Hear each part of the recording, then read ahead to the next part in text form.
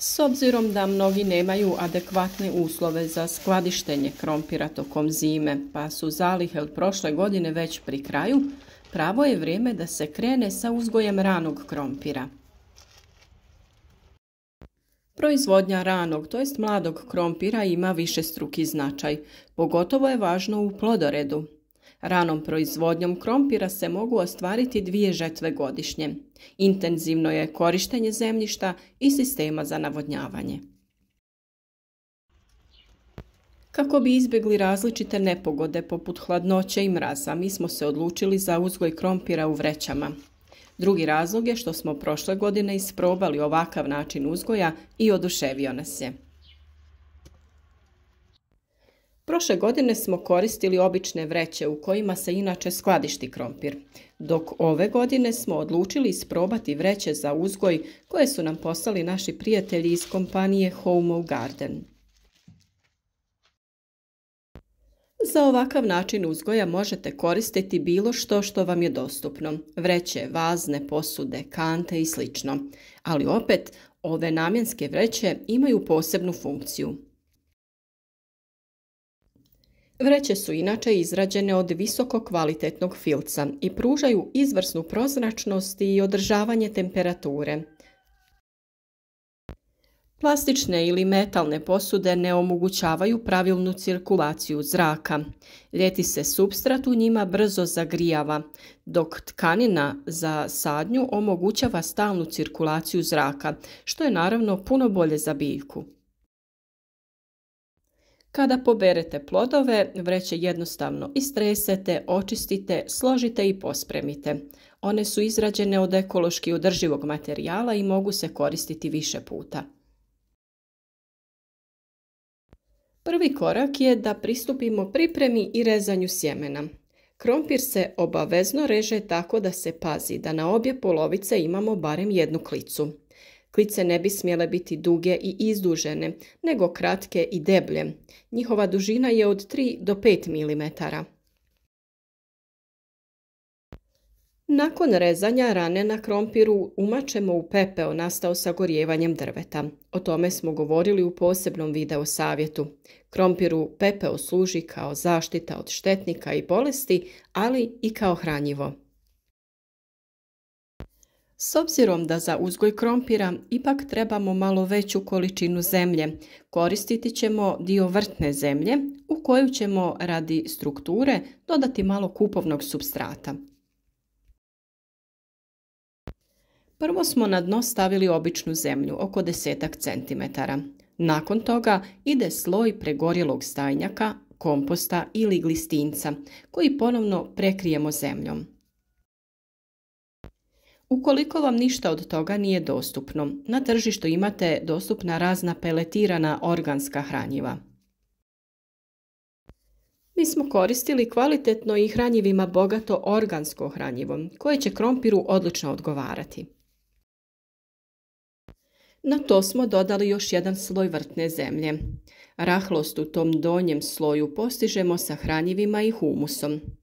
Nakon toga dodajemo sjeme krompira i na njega stavljamo supstrat kako bi dobili što ljepše i krupnije plodove. Možete koristiti obični supstrat za sadnju biljaka, a možete koristiti i onaj sa kokosovim vlaknima kako bi se bolje zadržavala vlaga. Na sjeme stavljamo 5 do 10 cm zemlje. Ne treba previše jer ćemo, kako zelena masa bude rasla, dodavati nove slojeve zemlje, kao što to radimo zagrtanjem prilikom uzgoja na otvorenom. Nakon sadnje sve obilno zalijte. Mi najčešće sadimo krompir u sloj supstrata debljine 20 cm, a nakon toga dodajemo još 2 ili 3 puta novi sloj od 10 cm. Ovakav način uzgoja krompiru veoma odgovara i s vremenom će se prostor u vreći popunjavati krupnim i pravilno oblikovanim gomoljima krompira. Mi ćemo naše vreće držati u plasteniku, ali se one jednako tako mogu zaštititi sa malčem od slame, prekrivanjem najlonima ili agrilom.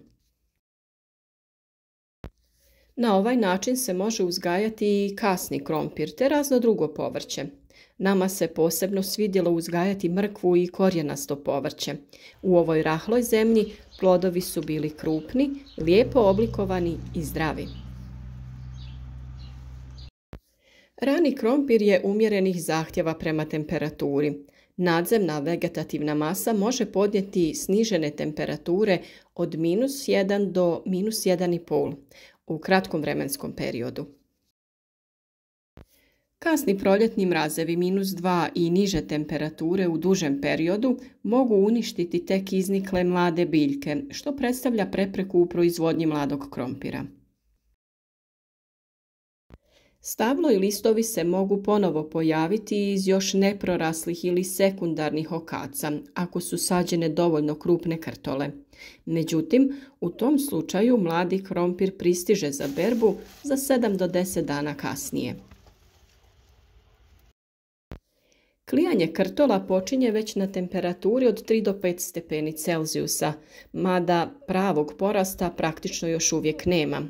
Biološki minimum za uspješno klijanje i nicanje je na temperaturi zemljišta od 7 do 10 stepeni Celzijusa, a optimum je znatno viši i iznosi 20 stepeni Celzijusa. Ovim temperaturama možete se voditi i pri uzgoju mladog ranog krompira na otvorenom. Postupak sadnje je skoro isti, koristimo sve ovo što smo koristili u našim vrećama. Rezane krtole tretiramo sa pepelom, u gredice koje smo iskopali malo dublje stavljamo stajnjak, prekrijemo ga zemljom, redamo naše krtole i zagrnemo sa zemljom. Sadnjom naklijalih krtola krompira, što je posebno karakteristično za ranu proizvodnju, nicanje je pri istim uslovima za 6 do 10 dana ranije. Naklijavanje krompira je bila tema jednog od prethodnih videa, pa se tamo možete informirati o tom vrlo važnom koraku. Razvoj korijenovog sistema potiče se na temperaturi zemljišta iznad 7 stepeni Celzijusa. Važno je da se krompir što prije i što bolje ukorijeni, jer je to pretpostavka intenzivnog rasta nadzemnog vegetativnog dijela. Naime, dobro ukorijenjene biljke su otpornije na sušu, bolje usvajaju hranjiva iz tla, stvara se veći broj izdanaka, pa i veći broj stolona, što povećava broj krtola po kućici, a time i prinos po biljci i jedinici površine. Optimalna temperatura za intenzivan rast u fazi razvoja i početka cvjetanja je od 16 do 20 stepeni Celzijusa. Vrtlarenje na ovaj način nam omogućava da sadimo biljke na prostorima gdje je to nemoguće. Na primjer, ako želimo uzgajati povrće na tvrdim podlogama, to jednostavno možemo napraviti pomoću vreća za uzgoj voća i povrća. Postoje vreće raznih oblika i od raznih materijala, ali za to možemo iskoristiti i vreće koje nisu striktno namijenjene za to. Uloga vreće je da drži određenu količinu supstrata na jednom mjestu i da se u tom prostoru razvije korijenov sistem biljke. Kada naš krompir izraste i stabljika postane nestabilna, dodati ćemo zemlje oko nje. To će uzrokovati formiranje novih gomolja u gornjim slojevima supstrata, pa svakim sljedećim dodavanjem supstrata povećati ćemo i prostor za stvaranje plodova. Zbog veoma plodnog tla i bez korova, uz optimalne količine vlage, krompir brzo napreduje, a stabljika nezaustavljivo raste. Iz tog razloga stabljiku treba držati pod kontrolom. Ne trebamo dopustiti da izraste visoko da bi nakon toga pala na tlo. Mi stabljike na krompiru u tom slučaju skraćujemo na visinu oko 40 cm. Na ovoj visini stvara se grm sa izdancima iz kojih već za nekoliko dana rastu nove mlade grane sa novim listovima. Ovaj zahvat radimo nakon što prođe cvjetanje krompira. Na taj način kontroliramo rast biljke i štedimo na prostoru. Osim toga, listovi koji su blizu tla mogu se lako razboliti zbog vlažnosti. Nakon vađenja, supstrat koji smo koristili u jednoj sezoni možemo iskoristiti opet za sijanje nove kulture. Opet ga obogatimo glistenjakom ili nekim drugim hranjivom i posijemo neku kulturu koja je kraće vegetacije. Krastavac, grašak, boranija ili neko zeljasto povrće idealno je za to. Pored gomoljastih biljaka u vrećama uzgajamo i paradajz, papriku, ali i krastavac, dinje i lubenice. Nadamo se da vam je zanimljiv ovaj način uzgoja i da će vam biti koristan. Ostanite s nama u narednom periodu, zajedno krenimo sa uzgojem i berimo obilje zdravih plodova. Naš rad podržite sa like, podijelite video sa prijateljima i pišite nam da li ste isprobali ovaj način uzgoja i koliko je bio uspješan.